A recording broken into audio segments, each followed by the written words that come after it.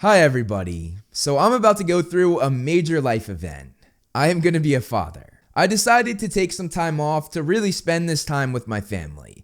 But I didn't want to leave you guys hanging, so I put together a few compilations of videos that I've made over the course of the last 8 years on this channel. For this one, we are going to go through a little over 40 minutes of Severus Snape content. There might be a bit of overlap, but each one is from a different perspective, so I think each one holds its own weight. If you enjoy this video, please consider liking and sharing. It will greatly help to grow and sustain the channel.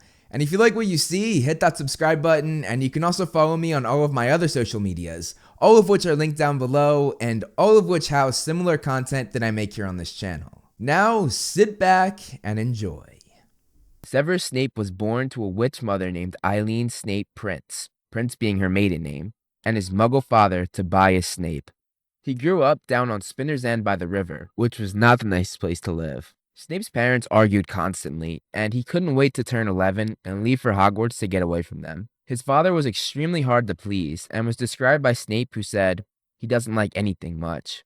Snape's mother was described as a thin, sallow-faced, sour-looking woman who greatly resembled him. The first sentence Snape ever spoke to Harry was during his first potions lesson, and he said, "Potter, what would I get if I added powder root of asphodel to an infusion of wormwood?" Breaking this down, according to Victorian flower language, asphodel is a type of lily, meaning my regrets follow you to the grave, and wormwood means absence, and also typically symbolizes bitter sorrow. So basically, Snape's first words to Harry are, "I bitterly regret Lily's death," foreshadowing his love for Harry's mother, which we don't find out about until the final book. Snape was a Slytherin, which makes sense given the path he went down to become a Death Eater. However, while his early life points to the hat making the right decision, his later life is what makes me think he should have been sorted into Gryffindor. Harry himself said that Snape was the bravest man he ever knew. You were named after two headmasters of Hogwarts. One of them was a Slytherin, and he was the bravest man I've ever known. And that's the most prominent trait Gryffindors possess, bravery. Snape dedicated his life to helping the good guys, and he showed incredible bravery as he risked his life lying right to the Dark Lord's face, knowing he could have been exposed at any given moment. But he didn't care. He showed incredible bravery and nerve as he dedicated his life to protecting Harry. Snape is not a good professor. He's straight up cruel to any student that is not in his house, especially to Gryffindors. He's an awful bully, even pushing Neville to manifest him to be his worst fear. Out of everything in the world, Neville's greatest fear is Severus Snape. That alone tells you the impact he had on his students, and it wasn't a good one. On top of that, he has actively humiliated the trio in front of the class, and did so with a smile, like when he read the article about Harry and Hermione out loud, or when he told Hermione he saw no difference when her buck teeth were growing insanely large. He also threatened to give Harry Veritas serum to make Harry spill all of his secrets in front of everyone, which is beyond illegal and is actually something that Umbridge tried to do. And if you're being compared to Umbridge, that is not a good omen. He also actively tried to get Neville to kill his toad Trevor, and then got mad at Hermione when she helped Neville to make sure that didn't happen. Snape is a sad, pathetic man who takes his frustrations with his own failures in life out on his students. Snape hates Neville and bullies him all the time, but why is that? Well, we later find out that the prophecy could have been about Neville, not Harry. And if it was about Neville, Lily never would have died, hence why Snape hates him. He blames him for Lily's death. Neville Longbottom and Severus Snape are very interesting characters that sort of intertwine very poetically. We of course found out in the third book that Neville's biggest fear was Severus Snape. Then fast forward a bit, Voldemort's snake Nagini killed Severus Snape. And just hours after that, Neville killed Nagini, killing the thing that killed his biggest fear. It's very poetic. Have you ever wondered why Snape hates the Golden Trio? Well, considering the fact that Hermione is a Muggle-born, Ron has red hair, and Harry has green eyes. Put all of that together, and you have Lily Potter, a red-headed, green-eyed Muggle-born. The trio constantly reminds him of the woman he lost. It brings up the most tragic thing in his life, and seeing them, it pains him. Snape's involvement in the Battle of Seven Potters. Snape then meets with Mundungus Fletcher in a tavern, and confunds him to make Mundungus do his bidding. He tells Mundungus to suggest to the Order to use decoys with Polyjuice Potion to make 7 identical Harrys. Snape tells Voldemort the correct night when Harry is leaving. Because of this, the Death Eaters are able to ambush the Order. During this chase, one Death Eater had their wand pointed right at Lupin's back, Snape saw this and cast a spell that he created, Sectum Sempra. He was aiming for the Death Eater's wand, but it instead hit George Weasley's ear, which badly injured him. In the alternate timeline where Voldemort won, Snape is still alive, which is the result of Cedric killing Neville. Not to kick a dead horse, but once again, this just shows a flaw in the writing. Why would Neville dying lead to Snape being spared? Either way, Voldemort was going to kill him to get the Elder Wand. But anyway, in this alternate timeline, we find out that Snape, Ron, and Hermione are the last of the Resistance. This then leads to a sequence that has a lot of great moments. Like Snape being moved that Harry named his son after him, and that Harry said he was the bravest man he had ever known. And he was the bravest man I've ever known. We also get a thrilling sequence as Ron, Hermione, and Snape help Scorpius get back to the official timeline to ensure that Voldemort does not win, and Ron and Hermione end up sacrificing themselves to do this, getting their souls sucked out by Dementors. And meanwhile, Snape helps Scorpius complete the mission, fighting off not only Dementors, but Umbridge as well. Right before Scorpius leaves, Snape says, "Tell Albus Severus, I'm proud he carries my name." The script then says that Snape is every inch a hero. Thanks to Snape sacrificing himself to the Dementors, Scorpius escapes, ending this awesome sequence. Did Snape die a virgin? This is something that I've actually talked a lot about, both on TikTok and on my Instagram story. I actually did a poll. Okay. So I was thinking about something, and let me know what you think. Do you think that Severus Snape died a virgin? Let me know. And I think like 76% of people were like, yeah, he did. He was obviously in love with Lily from the time that he was, like 9 or 10 years old, and his love for her never faded out. As he said, always. One thing that pops into my head though is that while he was a Death Eater, he might have slept around a bit, especially to kind of ease his heart after he lost the woman that he loved. Either way though, I think that Snape being in love with Lily for such a long time is, well, kind of creepy. He had not spoken to Lily since his 5th year in Hogwarts. And their last conversation obviously did not go well, as Lily was like, I'm done, and wrote him off for the rest of her life. So the fact that he still loves this woman who never showed any sign of love for him it's sad. It's sad, we'll say that. Do I think he died a virgin though? I'm gonna go with no. I think he did sleep around when he was a Death Eater. Like, it makes sense that he would. Severus Snape. For his first line, he was taking roll on Harry's first day, and when he got to Harry's name, he paused and said, "Ah yes, Harry Potter, our new celebrity." And we're gonna go over 2 of his final lines. First, we have the one seconds before he died, and he said to Harry, "Look at me," which was Snape basically seeing the eyes of the woman he loved, who Harry had inherited his green eyes from. The film later added the line, "You have your mother's eyes," which they sort of had to, because the book describes how Harry's green eyes found Snape's black eyes, and there's no good way of showing that besides having Snape come out and say it. That being said, I actually prefer the movie's final line to the book.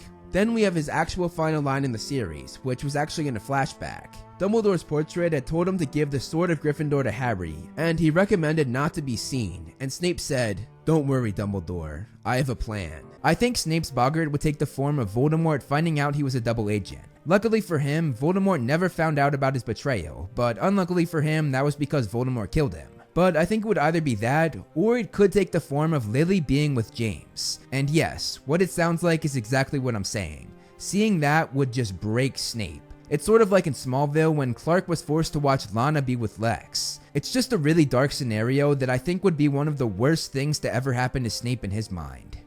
Minerva McGonagall, Phileas Flitwick, Pomona Sprout, and Horace Slughorn versus Severus Snape, Book 7. In the film, this was just McGonagall versus Snape, but in the book, it was a 4-on-1 duel, and when Snape began to lose, he did what only one other person had done up until this point. He flew just as Voldemort had, which that in itself makes this duel noteworthy. Another reason why this duel is ranked as high as it is though, is because of its meaning. The 4 heads of houses take back Hogwarts, which for the last year had been run by Voldemort and his Death Eaters. This fight was the first step to protecting the students, and it was also the first real duel in the Battle of Hogwarts, one of, if not the most epic battle in Wizarding World history. Alright, next we have Snape.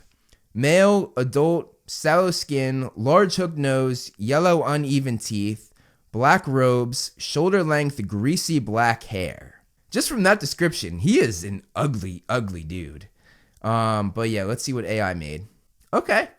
I think he's a little bit too handsome. Well, I don't know. Maybe not. You definitely see Alan Rickman in there a little bit, like a young Alan Rickman, which is accurate because Snape was much younger than Alan Rickman was in the books. I think he was in his like early 30s, mid 30s. But yeah, you can definitely see Alan Rickman. It's crazy how the AI just kind of knows I'm describing Snape and then like adds a little bit of Alan Rickman. But yeah, I think this is pretty accurate. I think he should have been a little bit uglier. That's the only thing. And one more thing, they did get the hooked nose right. I like the hooked nose. It probably could have been a little bit bigger and a little bit more hooked, but overall pretty good. In this video, I'm going to explain 5 reasons why he's a good person and 5 reasons why he's a bad person. I'm going to alternate between points, starting with bad, then good, then bad, and so on. Reason number 1 on why he's bad. He tortured Neville Longbottom to no end. Snape bullied the already insecure Neville any chance he got, and he did it so much in fact that Neville's worst fear was Snape himself. What frightens you most of all? Professor Snape. Sorry? Professor Snape. Professor Snape. He regularly and unnecessarily targeted Neville with verbal taunts, threats, sarcasm, and malice, making Neville perform terribly in Snape's potion class. In one class where Snape had the kids make a shrinking solution, he told Neville that at the end of class he would give Neville's toad Trevor a few drops of his finished product, which if Neville had done even slightly wrong, it would kill his toad.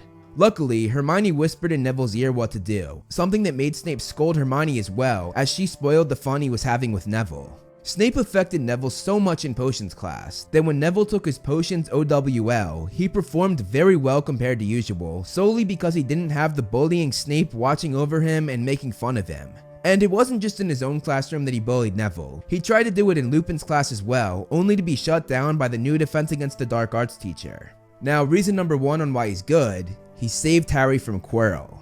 In Harry's first year, Quirrell was the Defense Against the Dark Arts teacher, and to most, he seemed to be an innocent, stuttering man, but Snape saw past that. Quirrell had Voldemort attached to the back of his head, and on Voldemort's orders, he was attempting to get the Philosopher's Stone so that Voldemort could return, and on top of that, Voldemort also ordered Quirrell to kill Harry. Snape not only stopped Quirrell from getting the stone on Halloween, which led to his leg being mauled by the 3-headed dog Fluffy, but he also performed the counter curse to save Harry during the Quidditch match when Quirrell was trying to kill him.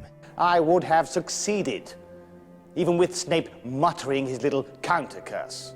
Snape was trying to save me. Snape on several occasions went after Quirrell and threatened him, ensuring not only Harry's safety and the school's safety, but the entire wizarding world, ensuring that Voldemort did not return.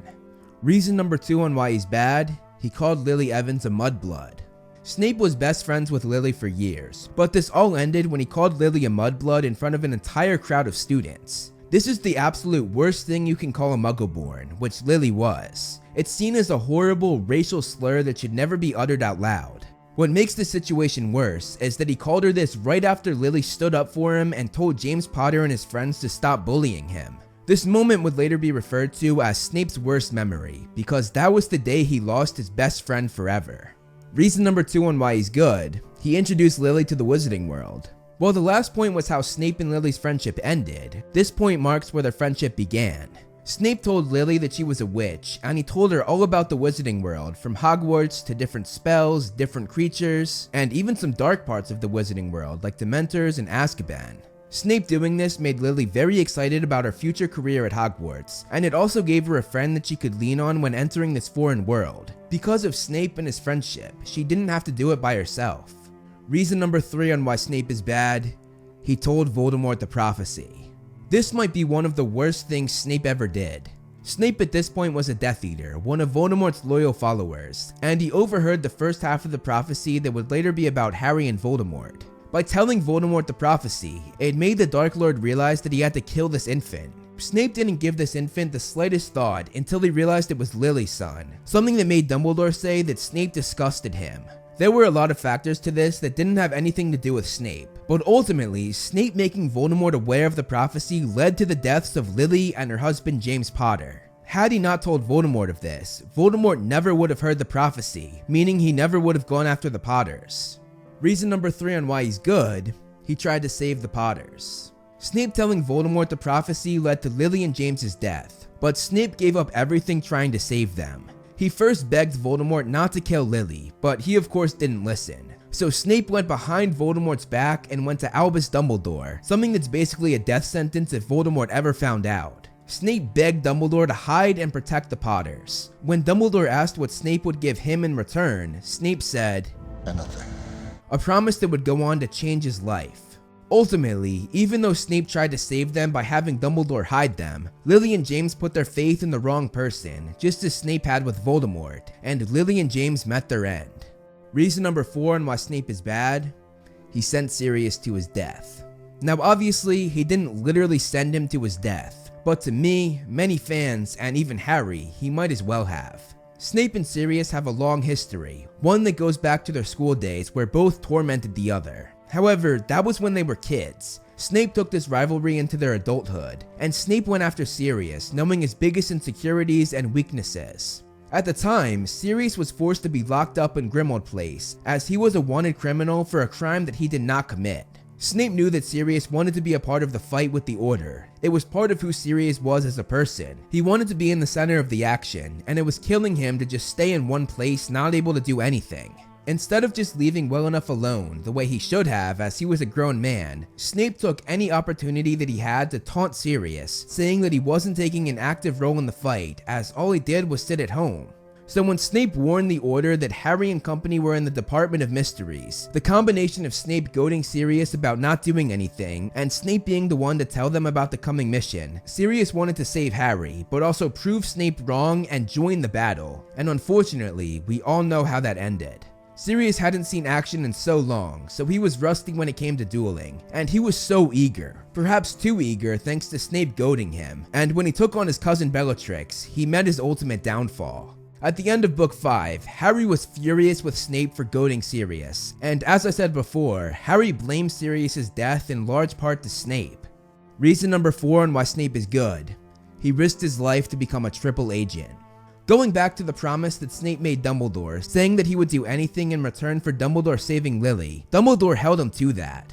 After Snape proved that he was loyal to Dumbledore by turning on Voldemort right before his downfall, Dumbledore trusted Snape. Going forward, Snape and Dumbledore formed a plan, Dumbledore knowing that Voldemort would eventually make a return. Their plan was to make Snape a triple agent. So when Voldemort did make his return at the end of Book 4, Dumbledore told Snape that it was time, and asking him if he was ready, Snape said, "I am." Snape pretended to be loyal to Voldemort, and said that he was a double agent, giving the Dark Lord loads of information on Dumbledore. However, it was all information that Dumbledore told Snape it was okay to give. Snape was playing Voldemort, still loyal to Dumbledore despite what he told the Dark Lord. Lying to the Dark Lord, who was very skilled at legilimency, or reading minds, was incredibly dangerous. Snape spent the next 3 years manipulating the Dark Lord, playing both sides, and ensuring Harry's safety, which was an almost impossible task that he somehow pulled off. It wasn't easy though. He eventually told Dumbledore that he couldn't do it anymore, but Dumbledore held him to his promise that he made all those years ago. Have you ever considered that you ask too much, that you take too much for granted? Has it ever crossed your brilliant mind that I don't want to do this anymore? This was in every way what made Snape a hero in many people's eyes, including my own. And the final reason why Snape is bad: he had an unfair prejudice against Harry. From the first minute he met Harry, he treated him differently than every other student, and this was all because Snape disliked Harry's father, James. Mr. Potter, our new celebrity. He did not even give Harry a chance to prove himself. He just treated him terribly from day one. Snape jumped to conclusions about Harry, went out of his way to torment him, embarrass him, and most of all, punish him. He gave Harry unfair detentions, and he always went out of his way to get Harry into trouble, once even yelling at Cornelius Fudge, the Minister of Magic, that Harry was disobedient and a bad kid. Snape even stopped giving Harry occlumency lessons when he knew that this was the only way that Harry could keep Voldemort out of his mind, something that Dumbledore had told him was so important. Though he was protecting Harry for many years, he still treated Harry like dirt any chance he got, all because of a petty children's rivalry with Harry's father. And the final reason on why he's good: his unwavering love for Lily. Lily Evans was the love of Snape's life, and he spent most of his adult life trying to protect her son. Everything he did, becoming a triple agent, risking his life, lying to Voldemort, it was all for Lily. His Patronus turned into a doe just like Lily, showing that his love was eternal, as only true love could change someone's Patronus to match the person they were infatuated with. And the fact that he still had her doe Patronus close to 20 years after her death speaks volumes of how deep those feelings for Lily were. His love for Lily was also the key to his success in being a triple agent. Voldemort could read anybody's mind. But the reason why Voldemort never realized that Snape wasn't on his side was because the thing that drove Snape was something that Voldemort could not understand: love. Snape's feelings for Lily are one of his most redeeming qualities. In this video, I'm going to go through the entire timeline of Severus Snape and Lily Evans, starting with their origin, going to their downfall, and finishing it off with the aftermath of their relationship. Going to the year 1960, Lily and Snape were born just 21 days apart, Snape being born on January 9th and Lily being born on January 30th. Lily Evans grew up in Cokeworth, England, and Snape grew up in Spinner's End, a shabby suburb of the city Lily grew up in. Snape was born to a wizard, so he was aware of his magical ability, but Lily was born into a Muggle family, so she had no idea she was a witch. Moving to the year 1969, the 9-year-old Snape had no friends, and he soon took to watching a redheaded girl and her older sister at the park. He would watch them from behind the bushes, and he was very taken by the redheaded girl named Lily. He watched Lily do many things that only a person gifted with magic could do, and this made him come to the conclusion that she was a witch, which only made Severus like her even more. After watching the two sisters for a while, he started to imagine and even plan how he would introduce himself. However, when the time did come, it did not go the way he had hoped it would. After watching Lily display her magic to her sister Petunia, and after Petunia asked Lily how she did it, Snape took this opportunity to make his presence known. He told the two girls that Lily was obviously a witch, and he said this with an air of nervous excitement. Now, looking at this from a Muggle perspective, calling someone a witch would not be a good look, so it did not go the way that Snape had planned. Lily became very offended by these words. After Snape called Petunia a Muggle, though the girls did not know what this meant, they were offended, and Petunia told Lily that they were leaving. As they walked away, Lily glared at Snape, and Snape was left there feeling awful. Though the first meeting didn't go very well, Snape was able to approach Lily without her sister being there, and this made all the difference. Lily had thought a lot about what Snape had said, and she realized that it might add up with all of the things she could do. This made her less hesitant when Snape approached her again. They met up loads of times over the next few months, and they became good friends. Severus was taken by Lily's beautiful green eyes that he could not take his eyes off when they talked. Snape told her all about the magical world, Hogwarts, the Ministry of Magic, and even Azkaban and its guards Dementors. They also talked about other stuff, Snape opening up to Lily and telling her about his parents who constantly fought in front of him. Lily was close with her sister Petunia during all of this, and Petunia was the first of many who would tell Lily not to hang out with Snape. Petunia tells Lily that Severus is lying about everything and that they weren't really magical. Lily brought this up to Severus one day when they were hanging out sitting on the grass, and Snape assured her that it was real for them, but it wasn't real for Petunia, who was just a muggle. During this conversation, Lily asked if using magic outside of school the way she had been would land her in Azkaban, because Snape had told her that underage wizards were forbidden from doing this. Snape responded saying, "You're not going to end up in Azkaban, you're too..." But he cut himself off and turned red. When Lily asked if being a Muggle-born made a difference in the wizarding world, Snape hesitated, but then said no, it doesn't make a difference. And this is an important detail to remember. Just then, Petunia of all people fell out of a nearby bush, and Snape accused her of spying on them. Petunia quickly fired back, making fun of Snape's shirt, and following that insult, a tree branch fell from the tree above them and landed on Petunia. She fell down crying, and Lily rounded on Snape asking if he made that happen. Snape desperately said that he didn't, but Lily didn't believe him. She couldn't believe that her friend had tried to hurt her sister, and she gave him a burning look with those green eyes before running after Petunia. Snape was left there miserable and confused. The two didn't see each other for some time, but moving to 1971, both Lily and Severus received their Hogwarts letters. This made the two reconnect, Lily wanting to talk about it with Severus, and this mended their friendship. One day when they were hanging out at Lily's house, they passed Petunia's room, and Snape saw a letter that was clearly from Hogwarts. He convinced Lily that they should look at it, and the two friends discovered that Petunia wrote to the headmaster asking if she could go to Hogwarts too. Lily brought this letter up to her sister right before she boarded the Hogwarts Express, and this led to the two sisters never being the same again. Lily was heartbroken, and she sat in a compartment of the train looking out the window. When Snape entered, she became resentful of him because it was his idea to read that letter. Snape then made an error in judgment when Lily said Petunia hates her now, and he replied saying, "So what?" Lily shot him a look of deep dislike after that, but Snape saved the situation by getting Lily excited that they were finally going to Hogwarts, the thing they had been talking about for years. Snape said that she better be in Slytherin, and this introduced an important person in the timeline of Lily and Snape. James Potter cut in, and he talked down on Slytherin House, saying he wanted to be in Gryffindor. Snape made it clear that he did not like that house, and a young Sirius Black then chimed in and made fun of Snape with a brutal insult. This made Lily stand up, give the two boys a look of dislike, and told Severus that they were leaving.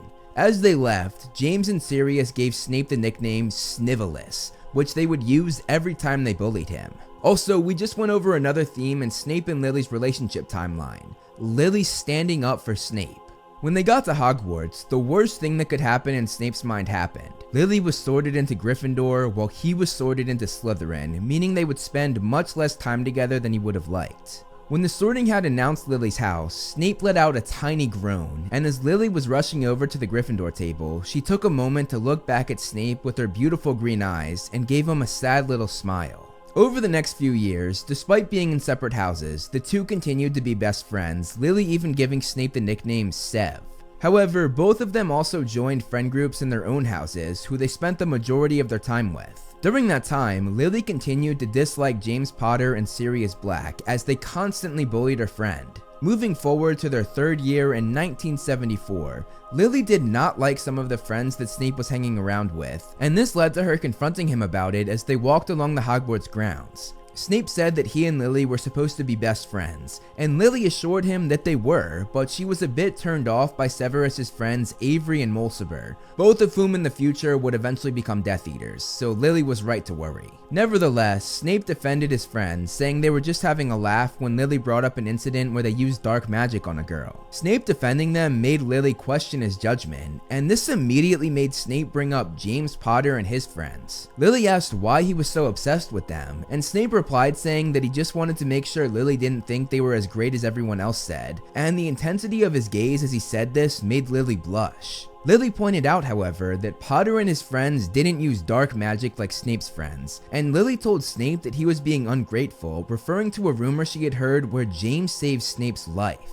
This made Snape rageful, telling Lily that he was just saving his and his friend's neck, and James was not playing the hero in that situation. What Lily didn't know was that Sirius had told Snape to go down the Whomping Willow path, which would have resulted in Snape being face to face with Remus Lupin in his werewolf form. When James heard this, he chased after Snape and pulled him back at the last second before Werewolf Lupin attacked him. There's a clear reason why Snape is upset about Lily bringing this up the way she did, but he responds in the absolute worst way.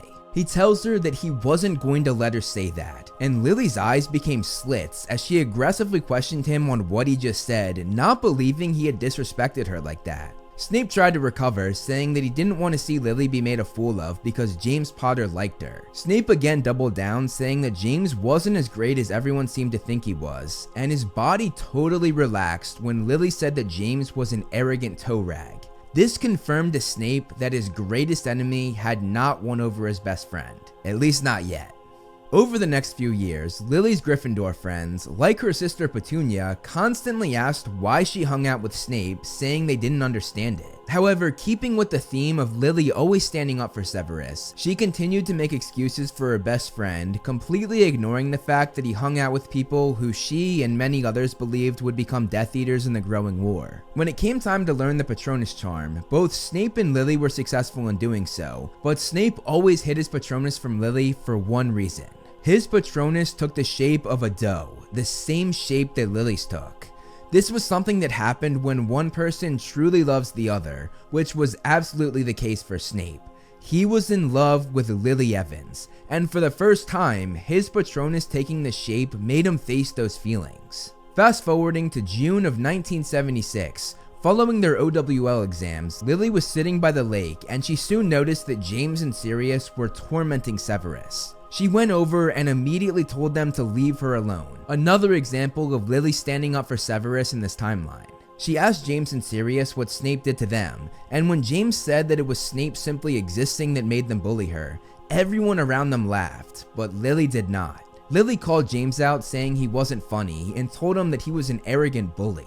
Snape watched all of this from the ground, and he became extremely upset when James said he would stop bullying Snape if Lily agreed to go on a date with him. Lily refused, of course, but Snape became angry that James would make such a request. He lashed out by slicing James's face with a spell, but James responded faster than Snape could recollect himself, and Snape was now hanging upside down. His robes fell over him, revealing Snape's graying underpants, and the crowd cheered. Sirius and James roared with laughter, and even Lily had her furious expression twitch for a second as if she were about to smile. She gathered herself quickly though and yelled at James to put him down. James obliged, but did so by tossing him further in the air so that Snape would land hard on the ground. Sirius then shot the Petrificus Totalis spell at Snape, making Snape go rigid and frozen. Lily yelled as loud as she could, telling them to leave Snape alone, and she even pulled out her own wand. She made them unfree Severus with a counter curse, and they told him that he was lucky Lily was there to save him. Snape then uttered the words that he would regret for the rest of his life. He got up and said, "I don't need help from filthy little mudbloods like her." Lily was absolutely shocked by these words from her supposed best friend. She blinked, then told Snape that she wouldn't bother in future, and feeling hurt and insulted, she insulted Snape, saying, "And I'd wash your pants if I were you, Snivelus," using the name that Sirius and James used when they bullied Snape, showing just how far Lily had been pushed. Now, this interaction is a culmination of many different things. Snape might have seen Lily about to smile when he was upside down, which might have made him say these words, but nevertheless, it was an awful thing to say. Especially when you think back to many years ago when Snape assured Lily that being a Muggleborn would not make a difference. Lily also finally realized what everyone had been warning her about with Snape, and she effectively decided she no longer wanted to be friends with him. Later that night, Snape realized that he had just called the love of his life and his best friend the worst thing he could have possibly called her. He rushed to the portrait hole of the Gryffindor common room, and he begged other Gryffindors to get Lily to come out. It was only when he threatened to sleep out there that Lily came out to talk to him. He immediately said he was sorry, but Lily said she wasn't interested in his apology. Snape continued, saying that he never meant to call her a mudblood, but Lily questioned how something like that could just slip out. Lily had no pity in her voice as she told him that it was too late and that she was done making excuses for him.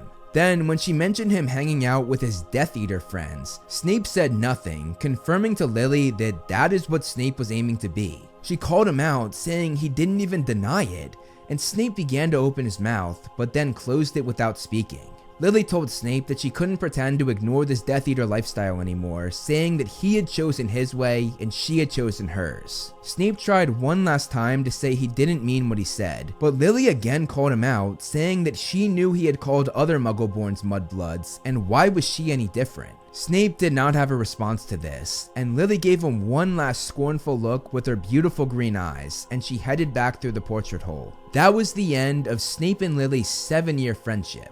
But that's not the end of their timeline. Moving to September of 1976, Snape was forced to go through his first year of Hogwarts without being friends with Lily. You can imagine that it was rough for him, but the following year in September of 1977 would be even worse, because around this time, both Lily and James were made head boy and head girl for Gryffindor, and the two started dating shortly after that. Snape had to watch his worst enemy, the person Lily had always told him not to worry about, be with the girl he loves. There was nothing Snape could do though. He had to stomach this, and he was so hurt that she got over their friendship so fast, while he still had such strong feelings for her. Here and there, Snape would get a little bit of his anger out as he and James would go at it, but Lily never knew about this. Moving to June of 1978, they all graduated from Hogwarts, and just as Lily had said, Snape had chosen his way, and that was becoming a Death Eater for Voldemort. In my humble opinion, and this is just my thoughts,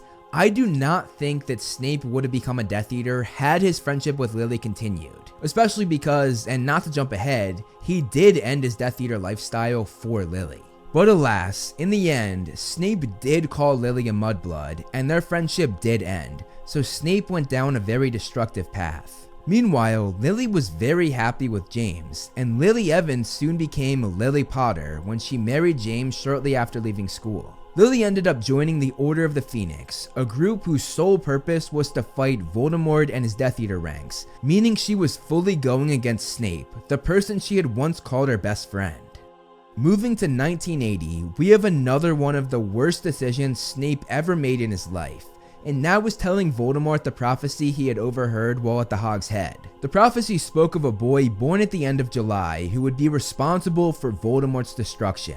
Voldemort narrowed this down to Harry Potter, the son of Lily and James, which horrified Snape. Lily, the love of his life, was now in danger because of his actions. He begged Voldemort to spare Lily, not caring what happened to James and Harry, and Voldemort actually agreed, though as we know, he would not uphold that promise. Rightly so, Snape did not trust the master he had chosen to serve, so he went to Albus Dumbledore begging Albus to save Lily. After Albus told Snape that he disgusted him for only caring about Lily and not her husband and child, Snape changed his request, telling Dumbledore to hide the whole family. Dumbledore asked Snape what he would give him in return, and Snape replied saying anything. Snape was ready to do anything for the woman he loved, despite the fact that he had not even talked to her in 4 years. Snape was relieved when Dumbledore successfully hid them, but everything went wrong when Lily and James put their faith in the wrong person, as Wormtail, one of their best friends, turned them over to the Dark Lord.